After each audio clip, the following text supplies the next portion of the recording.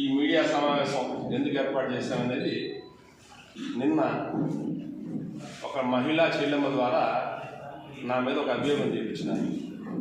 దానికోసంగా పాత్రికేయ మిత్రులు, print media, electronic media మరియు యూట్యూబ్ ఛానల్ విలేకరులందరికీ, నా సహచర అభిమానులు, నాయకులు, కార్యకర్తలందరికీ కూడా ముందుగా ప్రత్యేక ధన్యవాదాలు తెలియజేసుకున్నాను. నిన్న మాట్లాడినటువంటి సబ్జెక్టులో 2012లో దేవరకొండ సుధీర్కి 1,50,00,000 రూపాయలు దొంగ బంగారం కొనేదానికి ఇచ్చారని చెప్పి ఆ అమ్మాయే మీడియా సమావేశంలో చెప్పడం మీరందరూ కూడా విన్నారు. స్పష్టంగా ఉంది వీడియో. సంతోషం. ఆ అమ్మాయి దొంగ బంగారం కొనేదానికి అని ఆ అమ్మాయి ఒప్పుకుంటుంది. 2012లో ఎవరు గవర్నమెంట్ ఉంది? కాంగ్రెస్ పార్టీ గవర్నమెంట్ ఉంది. ఇది వాస్తవమా కాదా? ఆనాడు నేనేమి అధికార పార్టీలో నేను నాయకుడిని కాదు, నేను సామాన్య కార్యకర్తగానే ఉన్నాను. 2014 గవర్నమెంట్ తెలుగుదేశం ప్రభుత్వం ఉంది. ఆనాడు నేను సామాన్య కార్యకర్తగానే ఉన్నాను. నేను చెప్తే అధికారులు వినడానికో, నేను చెప్తే సహాయం చేయడానికో నాకు పవర్స్ కూడా ఇస్తారు. 2014లో నేను వచ్చాను రామేణ ప్రతాప్ ఇంటికి అని చెప్తున్నా అమ్మాయి.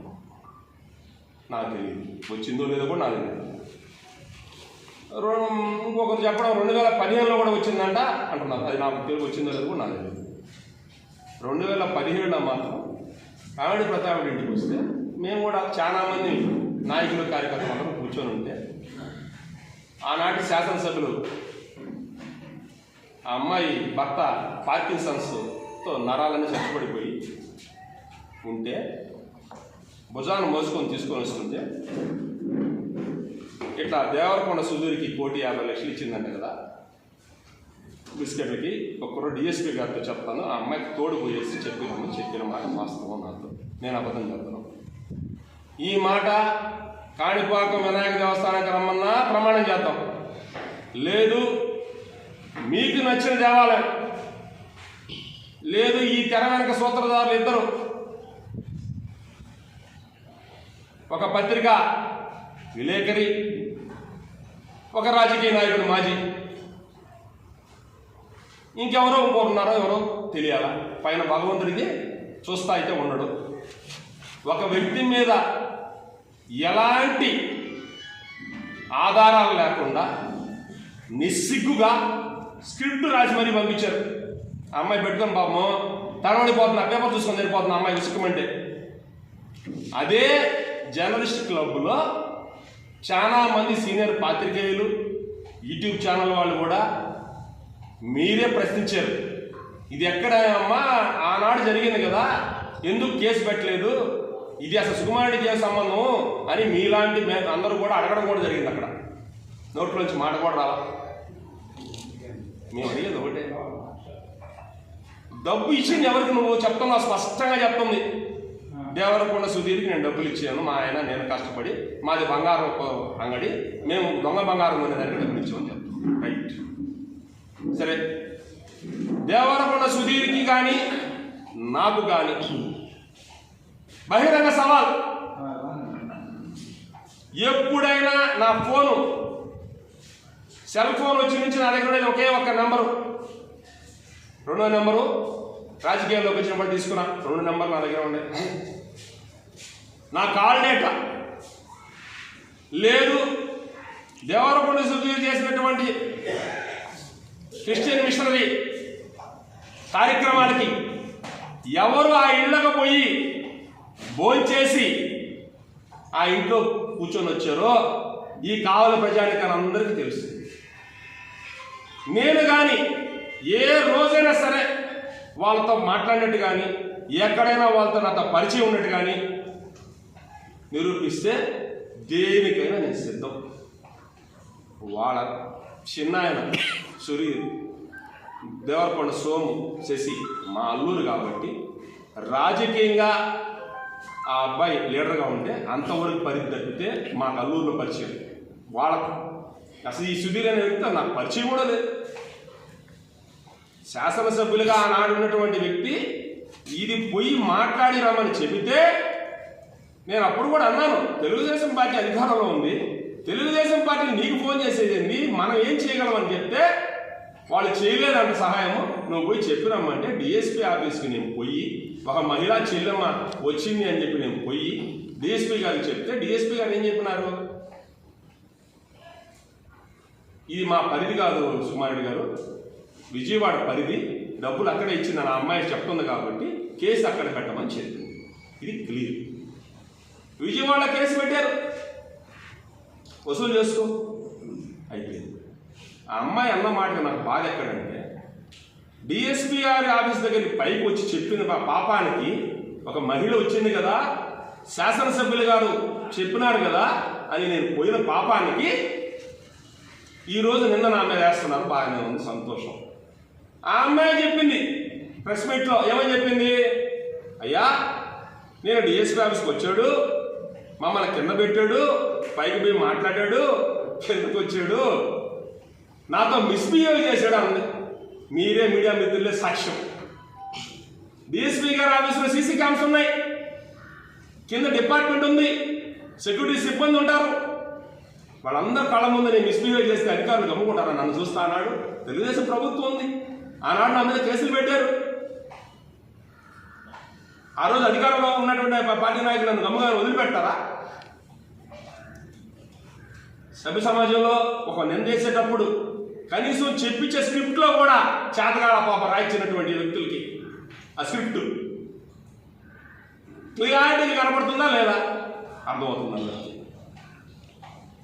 ఇంకొక మాట అనింది, నా భర్తని కుంటోడా అని నేను అన్నానని, నా కుటుంబం తీసుకొని నేను ఎక్కడికి రమ్మంటే వస్తా, ఏ గుడికి రమ్మంటే అక్కడికి, ఒక్క మాట తన భర్తను నేను తూల మా పొరపాటు కూడా అసలు అంత టైం కూడా మాట్లాడాలి. అక్కడ సీసీ క్యామ్స్ ఉంటాయి, రికార్డింగ్ ఉంటుంది, భద్రంగా ఉంటుంది, ఎక్కడికి పోదు పోలీస్ డిపార్ట్మెంట్ ఈ రోజు కూడా. అమ్మ డిఎస్పీ గారి మాట చెప్పారు చెల్లెమ్మ అని. ఈ కావలి నియోజకవర్గంలో కావచ్చు, నెల్లూరు జిల్లాల ప్రాంతంలో కావచ్చు, బయట రాష్ట్రాల్లో కూడా నాకు చాలా మంది అభిమానులు ఉన్నారు, చాలా మంది ప్రత్యేకంగా నన్ను పార్టీ పరంగా ఏ ఇంటికి వెళ్ళినా, ఏ కార్యక్రమానికి వెళ్ళినా, ఒక ఫంక్షన్కి వెళ్ళినా నా నోట్లో నుంచి వచ్చే ఫస్ట్ మాట చెల్లెమ్మ అక్క. ఈ ఒక్క మాట తప్పితే నేను పొరపాటుగా ఒక్క మాట ఏ ఆడపకూడదనైనా సరే అన్నని నిరూపిస్తే ఈ కాలంలోనే ఉదయగిరి బీచ్ సెంటర్లో నన్ను నియమంగా ఉరి ఇచ్చు, ఐఎమ్ రెడీ. కాకపోతే ఏదైనా సమస్యల మీద రాజకీయ కోణంలో నా దగ్గరికి వచ్చినటువంటి మహిళా చెల్లెమ్మల్లో తప్పు ఏదైనా జరుగుంటే, అమ్మ ఇది తప్పు నువ్వు చేసింది, ఇది మంచి పద్ధతి కాదు, నువ్వు మార్చుకో అని చెప్పి పోలీస్ స్టేషన్లో కేసులు లేకుండా రాజీ చేసిన సందర్భాల్లో, ఒక కుటుంబాన్ని భార్యాభర్తలు విడిపోతే కలిపిన నేరానికి నా మీద కిడ్నాప్ కేసు పెట్టి రౌడీ షీట్ ఓపెన్ చేసిన చరిత్ర కాదని ప్రజానికి అందరికీ తెలుసు. మీలో ఎన్నికల సోదరులకు చాలా మంది తెలుసు, రాజకీయ ముసుగు వేసుకొని కొందరు దొంగలు ఏ విధంగా ప్రవర్తిస్తారో చాలా మంది తెలుసు. నేను మాట్లాడకూడదు పేర్లు, ఒకరిని మన వ్యక్తిగతంగా ఆధారం లేకుండా విమర్శించాను. నేను ఎప్పుడు ఒక మాట అనేటప్పుడు సుకుమారెడ్డి క్యారెక్టర్ని ఎన్నిసార్లు అసెస్ చేస్తారో, దసరా తర్వాత దసరా లోపల రాజకీయ యుద్ధం ప్రకటిస్తున్నా వదిలే ప్రసక్తే లేదు. దేనికి భయపడ్డ సుకుమారెడ్డి ఇది రాసి పెట్టుకోండి, నేను ఎక్కడికి పారిపోలా, కావల్లోనే ఉంటున్నా, నా పని నేను చేసుకుంటున్నాను. ఇటీవల కాలంలో రాజకీయాలు చూసి రాజకీయాల నుంచి విరమించుకొని స్వచ్ఛంద సేవా సంస్థ మా తల్లిదండ్రుల పేరు ఏర్పాటు చేసుకొని పేద విద్యార్థులకి బాగలేకపోతే ఆరోగ్యం పరంగానో చూపించుకొని చచ్చిపోయిన రోజు ఆ 10 మంది నుంచి తీసుకోపోతారు, ఏడుస్తా చాలు మన జీవితానికి ధన్యం అయిపోతే డిసైడ్ అయిపోయింది. కామ్గా ఉండదలుచుకోండి. కానీ ఈ ఇంత నీచమైనటువంటి ప్రవర్తిస్తున్నటువంటి ఇంత ఒక వ్యక్తిని ఎన్నిసార్లు అసెస్ చేస్తారు? గతంలో మీ అందరికీ తెలుసు, కలెక్టర్ శేషగిరి బాబు నేను సెకండ్ వైఫ్ని అని చెప్పి కావలిలో ఒక మహిళా చెల్లెమ్మ వీడియో వదిలితే ఆ రోజు ఒక గంట నిన్న డబ్బు వస్తే సుకుమార్ రెడ్డి తీసుకొని పోయాడు అని చెప్పింది మహాతల్లి. ఆ రోజు కూడా పోలీసు డిపార్ట్మెంట్ కేసు పెట్టి డిపార్ట్మెంట్ అందరం పోయి విలేకరులు తీసుకునే సమక్షంలో ఆ అమ్మాయి చేత ఎవరు పెట్టించారో కూడా ఆ రోజు మీరే, ఆ రోజు నిర్దోషిగా సుకుమార్ రెడ్డి ఆ రోజే చేసేది బాగుంటుంది. ముఖ్యంగా చాలా స్పష్టంగా ప్రశ్నిస్తున్నా చెల్లమ్మని పాప, నేను సుకుమార్ రెడ్డి కడతాడా దేవరకొండ సుధీర్ రెడ్డి కడతాడా? పేరు కూడా తెలియకుండా డబ్బిచ్చామ్మా నువ్వు చెల్లమ్మ. దేవరకొండ సుధీరమ్మ, సుధీర్ రెడ్డి కాదమ్మా. సరే, డిఎస్పీ గారు ఆఫీస్ నుంచి పోయేటప్పుడు వాళ్ళు పిల్లకాయలు పంపించి నా పేరు చెప్పించి ఉండొచ్చు, ఎందుకంటే వాళ్ళ నైజం అది. నీ దగ్గర డబ్బులు తీసుకున్న వ్యక్తుల నైజం అది. దానికి సుకుమార్కి ఏం సంబంధం? చాలా మంది కావలి నియోజకవర్గంలో అధికార పార్టీలో ఉన్నప్పుడు ప్రభుత్వం ఏర్పడతా జగన్మోహన్ రెడ్డి గారు ముఖ్యమంత్రిగా ఉండగా కావలిలో సుకుమార్డి పేరు చెప్పుకొని చాలా మంది నాయకులు చాలా చేశారు. అన్ని నిన్న లేనే మోసా, విత్ సాక్ష్యాలు ప్రూఫులతో సహా ఆధారాలతో సహా. దసరాలో కానీ దసరా తర్వాత కానీ నేను మళ్ళీ 100 ఎపిసోడ్లు ఉంటాయి. కబడ్దార్ మళ్ళీ చెప్తున్నా, నేనేం భయపడి పారిపోయే రకం కాదు. ఇంత నీచంగా దిగజారినటువంటి నాయకులతో కలిసి పనిచేశానని చెప్పి బాధపడుతున్నా. ఈరోజు నేను సిగ్గుతో తలదించుకోవాల్సిన పరిస్థితికి వచ్చే నేను ఇటువంటి వ్యక్తితోనే ప్రయాణం చేసింది. ఇదేనా రాజకీయం నేర్పించింది మనకి పెద్దలు? విలువలతో విశ్వసనీయతో రాజకీయాలు నేర్పిస్తే పనిచేశాం మేము. డబ్బు కోసం ఆశించి పని చేయలేదు. ఇదే మీడియా మిత్రులు సాక్షిగా అడుగుతున్నా నేను. కరోనా కాలంలో మీరందరూ కూడా పనిచేశారు పాపం, కష్టకాలంలో మనందరం కూడా పనిచేశాం. ఎవరైనా ₹1 సహాయం చేశారా అన్నాడు? నిజాయితీగా నేను చేయగలిగిన సహాయం చేశాను. నేను ఎంతో మంది అక్క చెల్లెమ్మలు ప్రాణాలు కాపాడాను. నేను సొంత నిధులు వేసి ఇచ్చాను. ఆక్సిజన్ సిలిండర్లు ఏర్పాటు చేశాము. హాస్పిటల్కి బిల్లులు కట్టలేని పరిస్థితుల్లో ఉన్నాడు, కార్పొరేట్ హాస్పిటల్ బిల్లులు పెట్టాం. సాయం చేశాను. నేను ధైర్యంగా చెప్తాను. అడ్రస్ చేసిన సహాయం కూడా ఉంటుంది. ఏ రోజు చెప్పుకోవాలి. ఈరోజు ఎందుకు చెప్తున్నానంటే ఆ చెల్లెమ్మ ఆరోపించింది. మళ్ళీ ఇంకొక చెల్లెమ్మ కూడా రాబోతున్నా తొందరలో. స్క్రిప్ట్ ఎలక్షన్ ముందే 3 నెలల ముందే నా మీద డబ్బులు ఇచ్చి రేప్ కేసు పెట్టించి లోపలేయాలని కుట్ర పనితే ధైర్యం దమ్ము చాలక ఆగిపోయింది. ఎవరబ్బా, ఎవరు పెడతారు మహిళా చేత నా మీద పెట్టారు అనుకుంటే ఇప్పుడు ఈ అమ్మాయిని తెలియదు అంతిమంగా. ఇంకొక ఆమె ఎవరో పడుకున్నారంట.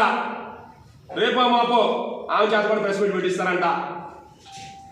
వ్యాపారాల్లో పొలాలు కొనుక్కొని ఉంటాం, ఎన్నో చేసి ఉంటాం బిజినెస్లు తప్పితే వ్యాపారంలో నీతి నిజాయితీగా.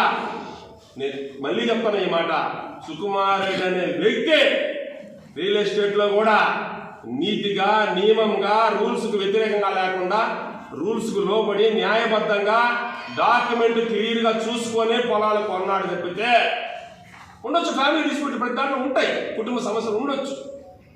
వాళ్ళు పరిష్కారం చేసుకొని తీసుకున్నాం తప్పితే ఎవరి దగ్గర బెదిరించో భయపెట్టో కబ్జాలు చేసుంటే 2 సంవత్సరాలను సస్పెండ్ చేసిన 2 సంవత్సరాలు ఏం చేస్తున్నాడు? ఏం చేయలేకపోయాడు. ఈనాడు తెలుగుదేశం ప్రభుత్వం అధికారంలోకి వచ్చింది. కావ్య కృష్ణారెడ్డి గారు ఎమ్మెల్యేగా పనిచేస్తున్నారు. ద బెస్ట్ ఎమ్మెల్యేగా. అవినీతి రహిత పరిపాలన ఎలా ఉంటుందో చూస్తున్నా, సంతోషపడుతున్నా. నేను ఈ సందర్భంగా కూడా ఎమ్మెల్యే గారు కూడా అభినందిస్తున్నా. ఎందుకంటే మనకు ప్రజలు ఓట్లేసేవి